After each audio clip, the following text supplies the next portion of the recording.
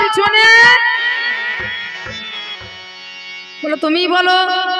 বাবা বাবা আমাদের বলা আছে নাকি? ও মা, বাবারা যা করলো করলো, এটা একটু বাড়তে হবে দাদা। বাবারা যা করলো করলো, এবার যত আছেন আমার মা ভগিনী, এই অধম সন্তানী বিনয় বাণী একবার সবাই মিলে উচ্চ স্বরে করুন দেখি। মা আবার উলুধ্বনি মাগো। সবাই উলুধ্বনি দিয়েছ? মনে হচ্ছে মেয়ে এগিয়েছে। দিলেও ভালো, না দিলেও ভালো।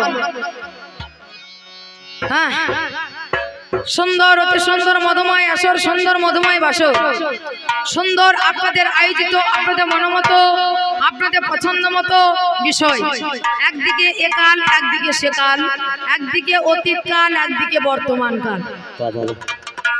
আমার পাল্লাদারকে দিয়েছেন অতীতে, হ্যাঁ বর্তমানের ভূমিকায়, আমাকে দিয়েছেন অতীতের ভূমিকায়, সেকালে বুড়োর ভূমিকায়। আমি সেকালের বুড়ো হয়ে প্রথম পাল্লা প্রথম আসরে দাঁড়িয়ে আমি আমার বন্দনা গীতিকে ইতি রেখে আমি তার চলা বলার পথকে প্রশস্ত করে দেওয়ার জন্য আমি ছোট্ট ছোট্ট করে মাত্র গুটি কয়েক দাবি বা জিজ্ঞাসা করে দিয়েছিলাম। আহামরি এমন কোন জিজ্ঞাসা আমি তার মাথার উপরে চাপিয়ে দিয়ে যাইনি। তার বহন করতে এত ব্যথা হয়, তার বহন করতে এত কষ্ট হয়।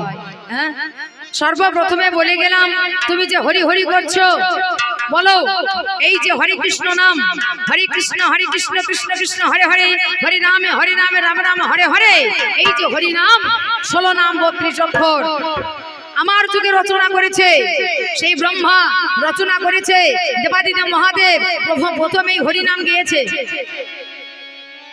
আর সেই হরিনাম প্রথম শুনেছে স্বয়ং নারায়ণ।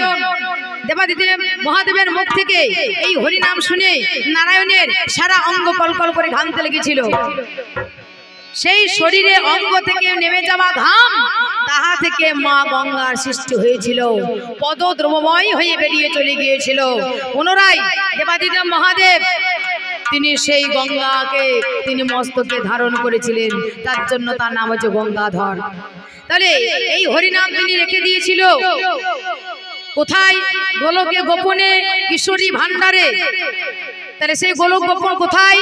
ওইটা আমার জায়গা, কিশোরী ভান্ডার, তিনি হচ্ছে স্বয়ং রাধারানী।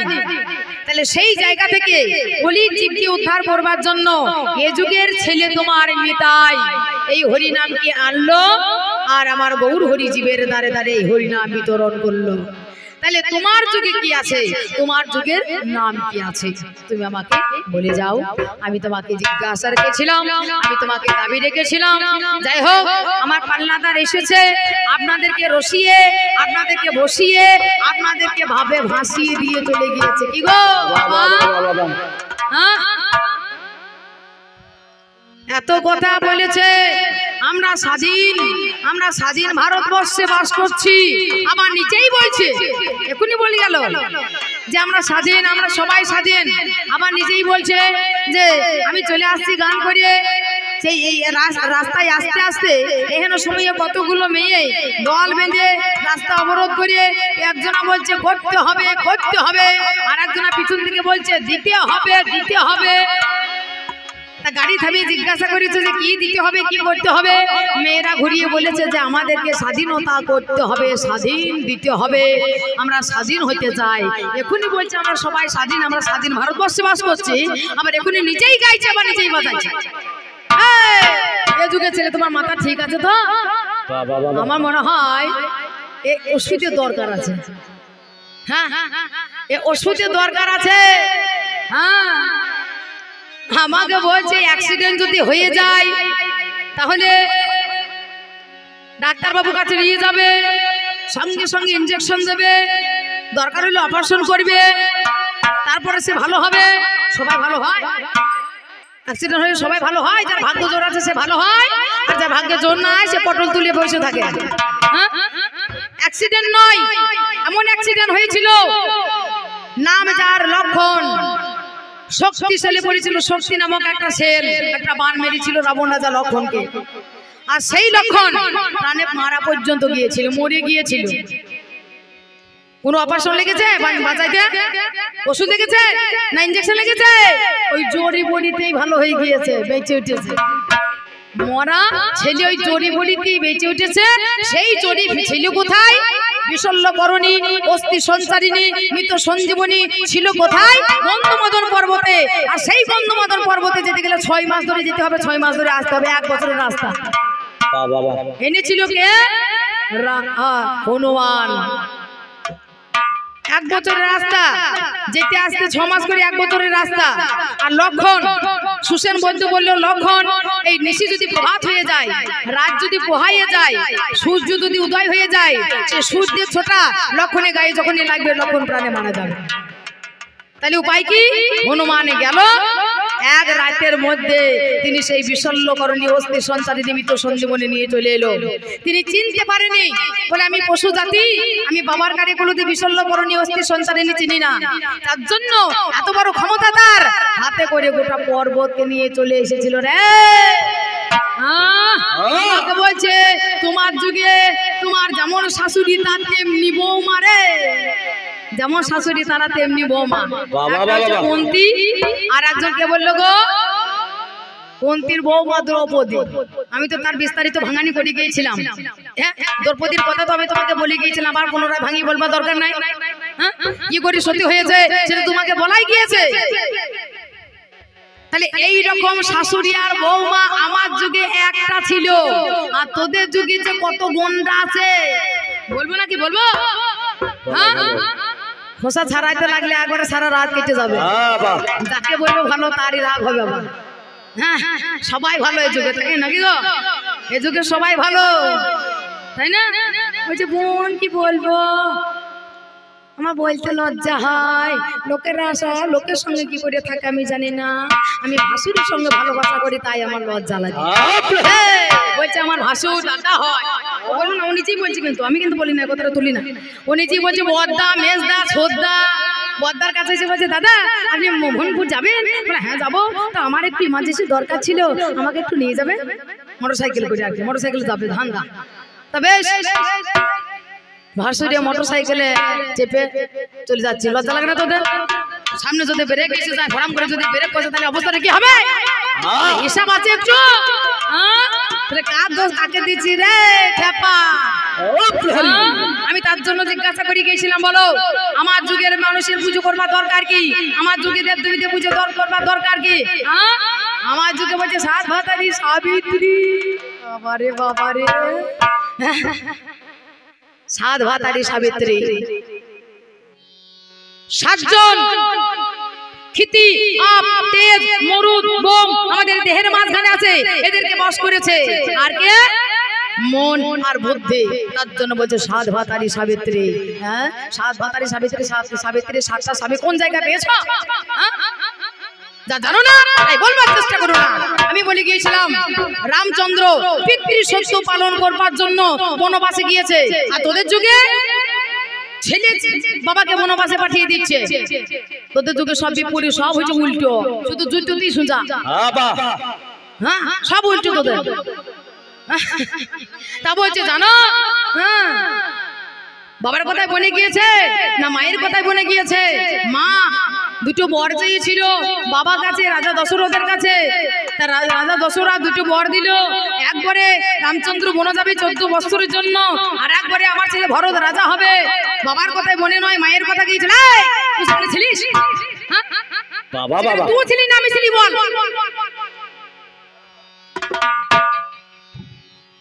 হ্যাঁ, ও ছিল সেখানে? ও তো শূন্য বলছে, শূন্য ঘুনো কানা পথ পাই না 3 জনা, তার মধ্যে শালা 1 জনা। ঠিক ঠিক, হ্যাঁ, বলতে লজ্জা লাগে না? সেইখানে তুই ছিলি না রে, সেইখানে আমি ছিলাম। কোন জায়গায় বলা আছে যে মাতৃ সত্য পালন করবার জন্য রাম গেছে বনবাসে? সব জায়গায় লেখা আছে যে পিতৃ সত্য পালন করবার পরে গিয়েছিল রাম বনবাসে। হ্যাঁ, সেটা জানিস না, সেটা জানবার চেষ্টা কর। এই আমার গুণের ভাই বলছে, হ্যাঁ, আমার যুগে যত যত বৈষ্ণব ছিল তাদের মধ্যে কোনো কলঙ্ক নাই। হ্যাঁ, শিবাস, অদ্বৈত, গদাধর।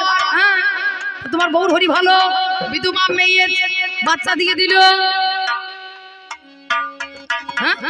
বিধবা মায়ের বাচ্চা দিয়ে দিল।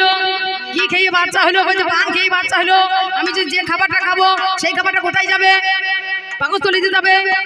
যে খাবারটা খাবো, তোদের বিজ্ঞানের যুগে হিসাবের কথা একবার বল, নিশ্চয় কথা বল।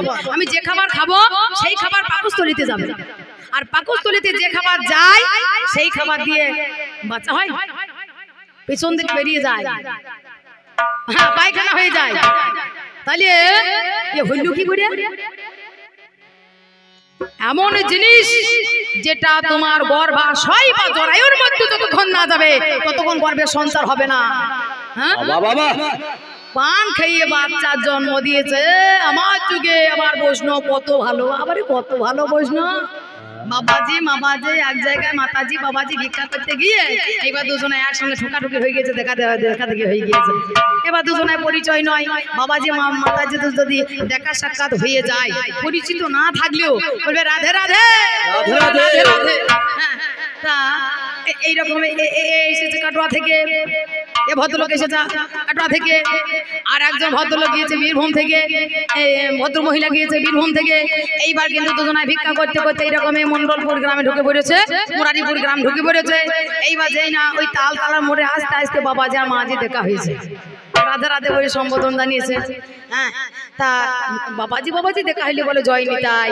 এবার যখন মাতাজির সঙ্গে দেখা হয় তখন আর জয় নিতা বলে রাধে রাধে রাধে। নাতি নেতাইও বলছে রাধে রাধে, আবার রাধারানী বলছে রাধে রাধে। হ্যাঁ, এবার পরিচয় জিজ্ঞাসা করে হলো, বলে আমি এসেছি বীরভূম থেকে, আর বেটা ছেলেটা বলছে আমি এসেছি কাটোয়া থেকে। তা চলুন একসঙ্গে নগর কীর্তন করা যাক। একসঙ্গে নগর কীর্তন করে যে ভিক্ষা করে বেরিয়েছে, হ্যাঁ ভিক্ষা করে বেড়ানোর পরে এইবার কিন্তু সন্ধ্যে লেগে গিয়েছে। যেই না সন্ধ্যে লেগে গিয়েছে, এহেন সময়ে এই মন্দিরের সামনে এসে দাঁড়িয়ে বাবাজি মাতাজি পরামর্শ করছে কিভাবে কোথায় থাকা যায়। হ্যাঁ, এইবার কিন্তু রাস্তার মাঝে অনঙ্গ কাকার সঙ্গে দেখা হয়ে গিয়েছে। বাবা বাবা একটা কথা বলছিলাম বাবা। হ্যাঁ বলুন। সে একজন দেশসেবী মানুষ, হ্যাঁ সে একজন দেশসেবী মানুষ, দেশের সেবার জন্য এত কিছু করছে, হ্যাঁ দশের সেবার জন্য এত কিছু করছে। আমার কাজল ভাই যেটাই দিচ্ছে সেটা কিন্তু দশের কাজে লাগাচ্ছে, আর কাজল সে গো, হ্যাঁ সেও কিন্তু আপনাদের দশের সেবার জন্য সে এত কিছু করে যাচ্ছে, তাই না? এইবার কিন্তু দেখা হয়েছে আমার অনঙ্গ কাকার সঙ্গে। বলছে বাবা আমরা এইরকম বাবাজি মাতাজি ভিক্ষা করতে করতে আমাদের দেরি হয়ে গিয়েছে, তা একটু যদি আমাদের থাকার ব্যবস্থা করে দিতে পারো ভালো হয়। বলছে হ্যাঁ আমাদের স্কুল করে আছে, বিরাট বিল্ডিং জায়গা। হ্যাঁ তাহলে ভালোই হলো। এইবার কিন্তু একটা 17 ইঞ্চি পেতে দিয়েছে, দুটো বালিশ দিয়ে দিয়েছে, হ্যাঁ একটা বেড কভার দিয়ে দিয়েছে। এরপর কিন্তু এক জায়গা বিছানা করে দিয়েছে। এই বাবা যে এসে বলছে বাবা এ কি করছো বাবা, আমাদের বিছানা এক জায়গা হবে না, আমাদের বিছানা আলাদা হবে।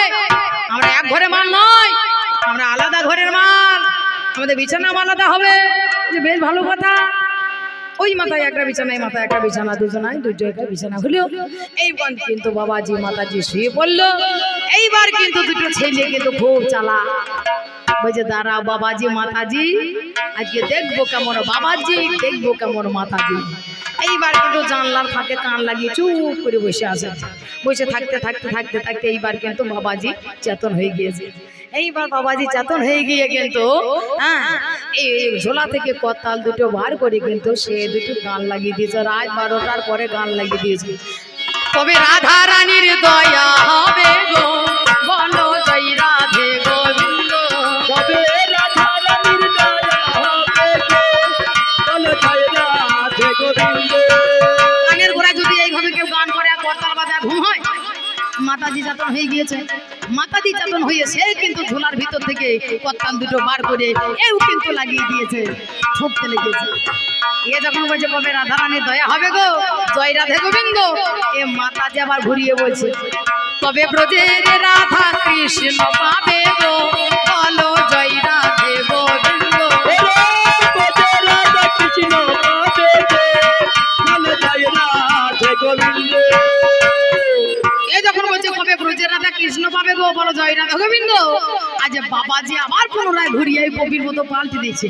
হ্যাঁ ওরে যখন চাইবে তখন পাবে গো, বলো জয় রাধে গোবিন্দ। যখন চাইবে তখন পাবে গো, বলো জয় রাধে গোবিন্দ।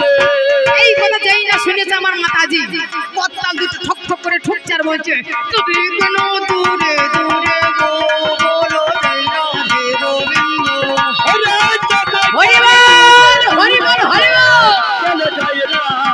পিণ্ড এই সাধু আছে ধন্য এ সাধুর বাজার মজার বাজার তাক বুঝি করো বেচা কেনা বলো না তা সাধু আছে দুনিয়াতে সাধুর পরিবর্তে যেটা হয় সেইটা হয়ে গিয়েছে সাধুর পরিবর্তে কি হয় নিতাই গৌর হরিবল সে তাই হয়ে গিয়েছে তাহলে সাধু নাই সাধু পাওয়া বড় ভার সেই সাধুর মধ্যে সেই ধর্ম নাই ব্রাহ্মণের মধ্যে সেই ধর্ম নাই আগেকার দিনে আমার যুগে ব্রাহ্মণরা যা বলতো তাই হতো ব্রাহ্মণ অভিশাপ দিলে সেই অভিশাপ ফলে যেত ব্রাহ্মণের মুখ থেকে আগুন বেরিত ব্রাহ্মণের মুখ থেকে আগুন বেরিয়ে না হ্যাঁ ব্রাহ্মণ আছে এখানে থাকবে তো বটে নাই থাকলেও থাকতে পারে তবে বিচার করে দেখবেন ভালো করে জিজ্ঞাসা করে দেখবেন তার মুখ থেকে যদি আগুন বেরিত তাহলে গ্যাসের দাম আর 1000 টাকা 1200 টাকা 1100 টাকা হতো না ওই আগুন দিয়ে চাষ করতো নাকি সেই জিনিস নাই তাই বলি পাল্লাদার করবো না বেশি দেরি পাঁচালি প্রবন্ধ ধরি শুরু ধরো দোহারি বোন দূর করি নিরানন্দ আচরণ তো ভক্তবৃন্দ একবার প্রেমানন্দ নিতাই গৌর হরি দারে দারে রে জানা